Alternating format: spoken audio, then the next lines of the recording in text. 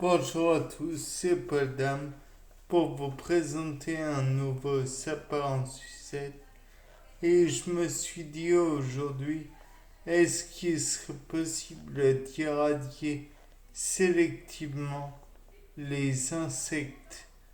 Parce que il faut dire, dans nos assiettes, si on retrouve du plutonium, ça ne va pas être drôle.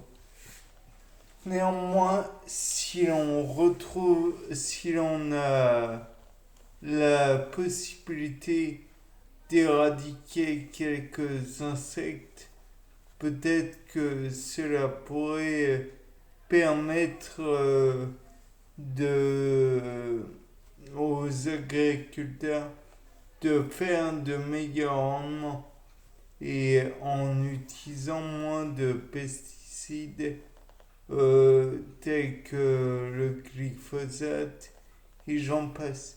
Naturellement, il est très possible et même très dangereux d'employer les éléments radioactifs pour des raisons très simples.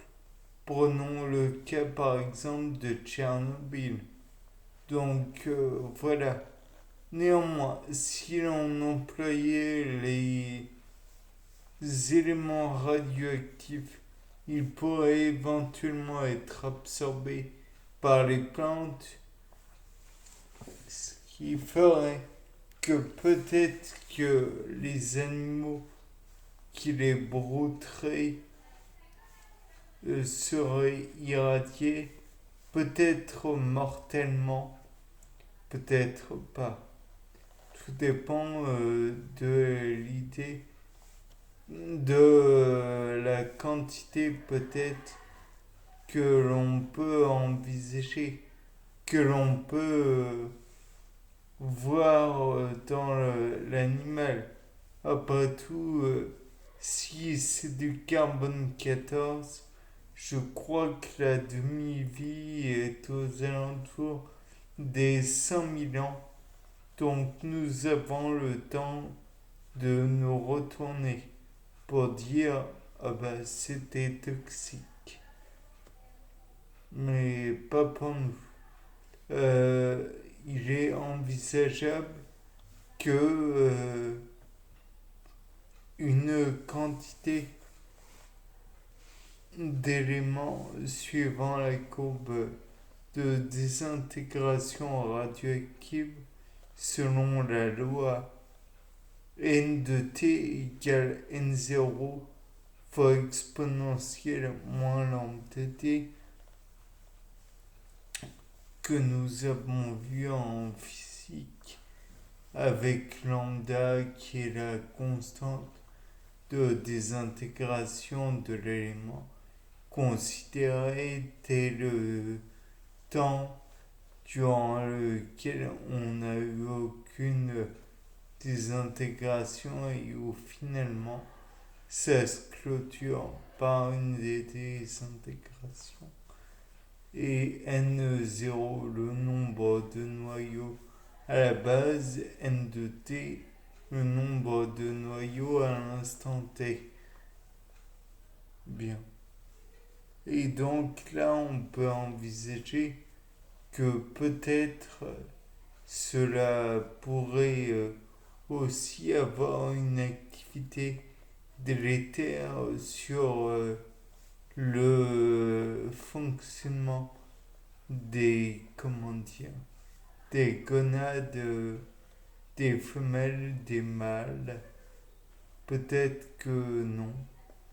Enfin, je propose de vous rappeler que c'est la formule A de t égale à 0 fois exponentielle moins lambda t. Et donc, on peut envisager qu'il y aura naturellement un retentissement entre les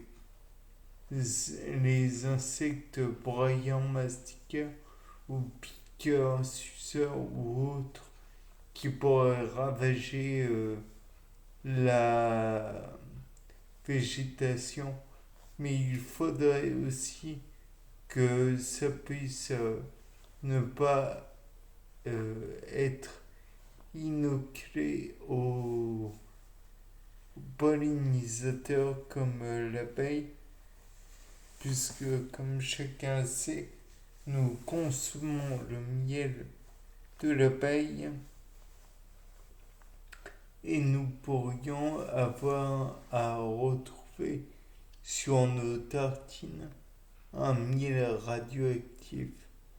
Donc il est possible aussi que ces, comment dire, ces insectes nuisibles ne soient que des broyeurs mastiqueurs ou des piqueurs suceurs. Dans ce cas, ils piqueraient et suceraient que la sève, ou encore ils ne broieraient et ne mastiqueraient que des éléments n'ayant pas attrait avec le nectar des fleurs ou leur pollen, et donc pourrait potentiellement ne pas être gênant pour nous, individus humains. Bien sûr, il y a aussi la possibilité que nous consommions le végétal en totalité, par exemple les feuilles de la salade, qui font que nous consommons l'essentiel du végétal et pourrait potentiellement, encore une fois, être nuisible pour nous. Dans ce cas, nous ne pourrions pas utiliser ce genre de pesticides. Il est possible aussi que cela soit présent que dans les tiges axiales, dirons-nous, la tige d'où partent toutes les feuilles, mais dans ce cas, il faudrait que cela ne puisse pas aller sur les branches parallèles, enfin les branches euh, accessoires, enfin les branches. Mais là encore, c'est impossible. Il faudrait que cela soit filtré presque. Mais bon, quant à l'idée de faire une molécule uniquement à partir d'éléments radioactifs, comme imaginons un genre de pollen radioactif, il ne faudrait pas s'étonner d'en voir les fruits qui seraient eux aussi radioactifs. Peut-être même pourrait-il polluer le nectar, là encore, des abeilles, puisque celles-ci vont essayer de ramener vont en ramener toujours à leur ruche, mais il est possible qu'elles en aient plus que simplement qui resterait à l'entrée de la ruche. Elle ne pourrait pas faire, comment dire, de simples poules restant à l'entrée. Il restera forcément du miel, du pollen radioactif, donc qui pourrait être conservé dans les alvéoles où il y a le miel. Donc il serait peu envisageable de faire des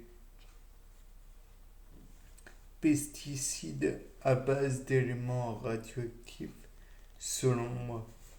Après, il est toujours envisageable d'essayer, mais bon, c'est dangereux.